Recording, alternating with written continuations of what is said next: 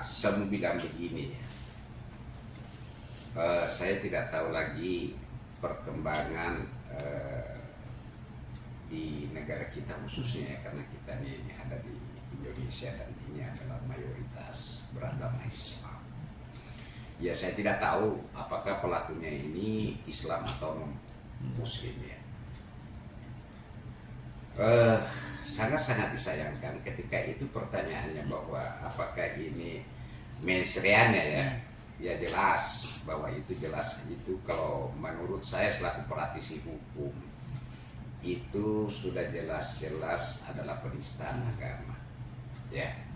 Alasannya saya bahwa sekalipun juga itu non muslim atau muslim dan tentu tidak lagi menjadi rahasia umum bahwa minuman keras ini dilarang ya kan, dilarang keras oleh bagi yang beragama Islam ya, dilarang keras itu.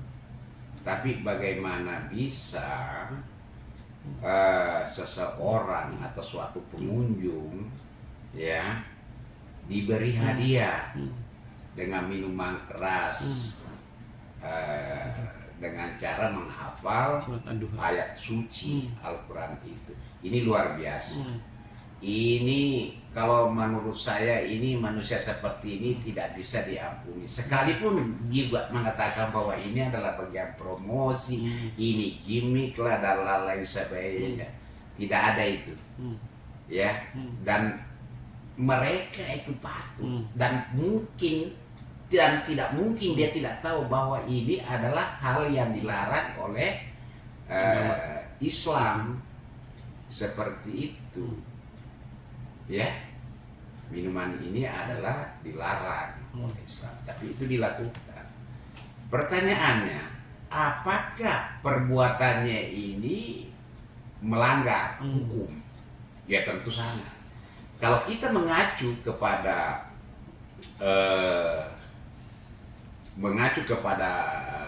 KUHP itu sangat jelas diatur di dalam pasal 300 ya, KUHP baru ya. Nah kalau di dalam undang-undang ITE itu jelas pasal 28 ayat 2 itu ancaman pidananya 6 tahun dan dendanya 1 miliar. Harapannya apa saya? Saya berharap dihukum berat ini orang seperti ini. Kenapa? Ini orang ini seperti ini membuat gaduh. Ya, membuat gaduh. Kalau dia berpendidikan tinggi berarti orang ini tidak punya moral. Apalah tujuan, apalah gunanya kita berpendidikan tinggi kalau tidak punya moral. Ya, saya berharap ya semua orang atau siapapun yang terlibat dan memenuhi unsur pidana, saya berharap orang ini harus diberi sanksi tegas. Saya berharap hakim yang memeriksa perkara ini dijatuhi hukuman sesuai dengan ketentuan yang berlaku. Ini juga agak geram juga saya. Ini bisa memicu konflik ini. Ini bahaya. Sensitif ini agama ini. Ya. Ya. Kalau misalnya memang penyelenggaranya juga itu adalah ada kelalaian di situ, tidak hati-hati, ya kan? Tidak ada briefing sebelumnya. Ya bisa saja. Karena hukum pidana itu tidaklah harus bahwa dia sengaja. Secara tidak sengaja pun juga bisa dipidana karena kurang hati-hatian, ya kan? Ya, salah satunya juga penyebar video itu.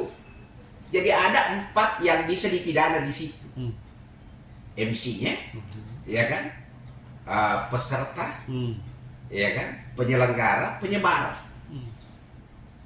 Kalau semua ini, keempat ini memenuhi unsur pidana sebagaimana dimaksud di dalam pasal 28 ayat 2 Undang-Undang ITE, begitupun juga KUHP baru ya, pasal 300, harapan saya ini memang harus diberi tindakan hukum yang sangat tegas supaya di kemudian hari tidak timbul lagi permasalahan-permasalahan begini.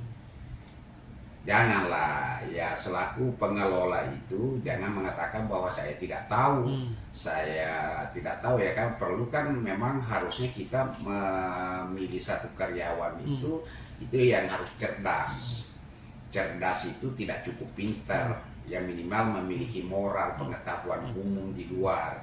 Jangan hanya taunya kita pilih karena jago dia megang botol, tumpahkan air, tumpahkan minuman keras ke botol, dia bisa mutar-mutar botol, piring dan lain sebagainya, tapi dia tidak punya moral.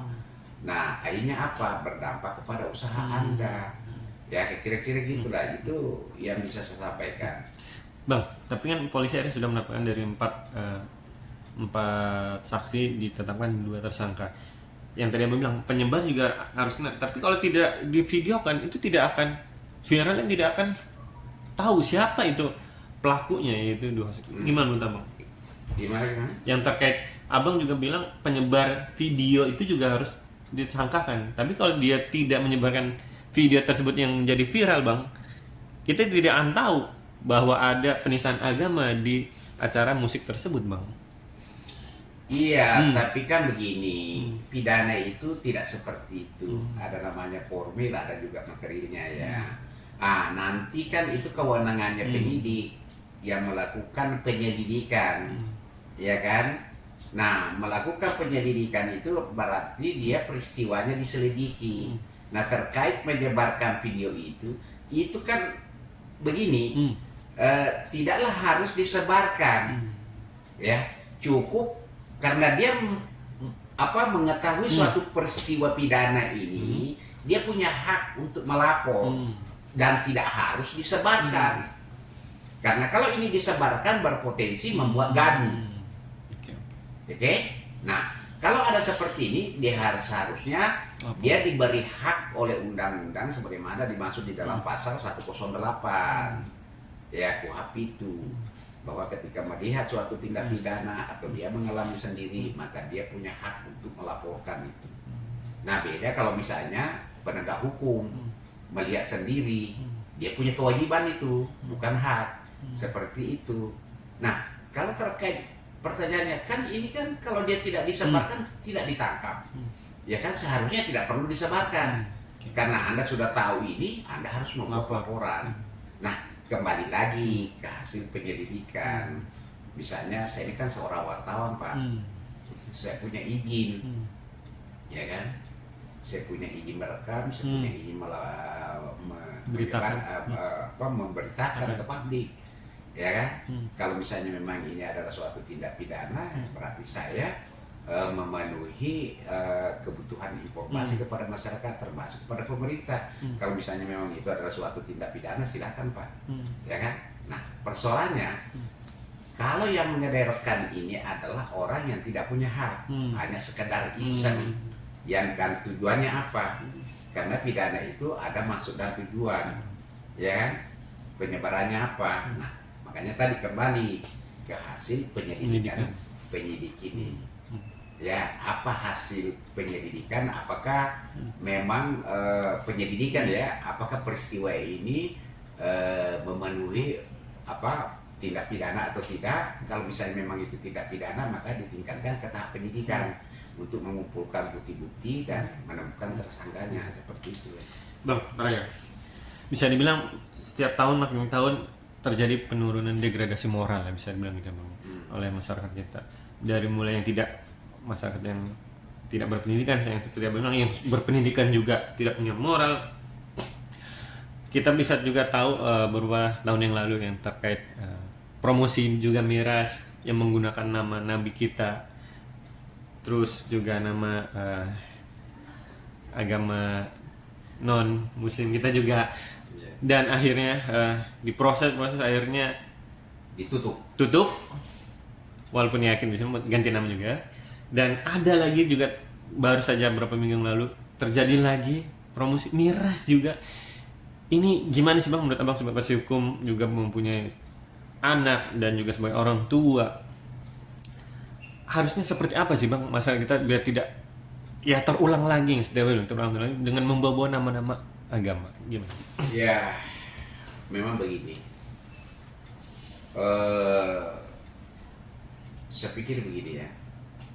Kalau ini kembali ke pribadi saya dan pengalaman saya.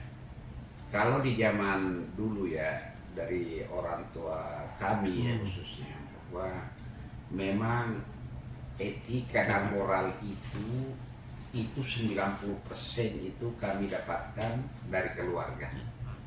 Ya, kalau pendidikan formalnya itu memang kami dapatkan di sekolah. Dan di sekolah kami juga dulu ada namanya pendidikan moral Pancasila. Ya, nah sekarang ini kayaknya sudah tidak ada itu. Ya, jadi harapan saya sih sebenarnya ke depan bahwa jangan sampai kita melepas anak-anak kita tanpa kita tidak ada lagi waktu untuk menasehati. Kalau hanya dia diberikan pendidikan formal, bahkan juga sampai ke luar negeri pendidikannya, ketika anak-anak ini tidak disertai dengan pendidikan moral atau mempergunakan bahasa ibu, ini kan akan ngeri. Ya, saya yakin bahwa pelaku-pelaku ini bukan manusia buta huruf. Mungkin saja dia S1, tapi kenapa dia melakukan itu? Karena itu adalah krisis moral. Dari mana krisis moral ini? Ya tentunya dari awal, dari bawah, ya kan? Dari kecil itu harus sudah anak-anak kita sudah diajari ya hal-hal yang fundamental terkait moral, ya seperti itu. Nah kembali lagi sekali lagi saya harapkan bahwa semoga orang tua yang ada di luar sana benar-benar bisa menjaga dan memberikan pendidikan moral secara khusus kepada anak-anaknya. Karena ini juga ada satu peristiwa loh yang pernah datang ke saya. Tiba-tiba dia bilang ke saya, Pak, anak saya ini ditangkap polisi. Ya kan, loh masalahnya apa? Dia tawuran, Pak. Kan begitu. Dia tawuran. Nah ternyata ada yang meninggal. Saya tanya, anak bapak jam berapa pulang sekolah? Nggak tahu. Ya kan? Jam malam itu bapak tidak cari anaknya di mana? Enggak. Ya kan? Bapak tidak tahu anaknya kemana? Enggak. Nah, ini berbahaya. Tak tahu, tahunya anaknya berangkat sekolah tidak tahu, pulang sekolah tidak tahu, jam waktu istirahat tidak tahu. Pokoknya semuanya tidak tahu. Taunya anaknya ada di kantor polisi, ditangkap polisi karena tawuran. Dia minta bantuan hukum sama saya. Saya bilang, mohon maaf Bapak, biarkanlah diproses sama polisi saja, ya kan? Maaf ya, saya tidak menyalahkan Bapak, tapi ini mungkin adalah kelalaian. Namanya orang tua itu, anak belasan tahun itu, dia pergi sekolah harus selalu di kepala kita, nah saya sudah sampai mana ya, jam berapa pulang ya, kenapa dia tidak pulang ya, kira-kira gitu.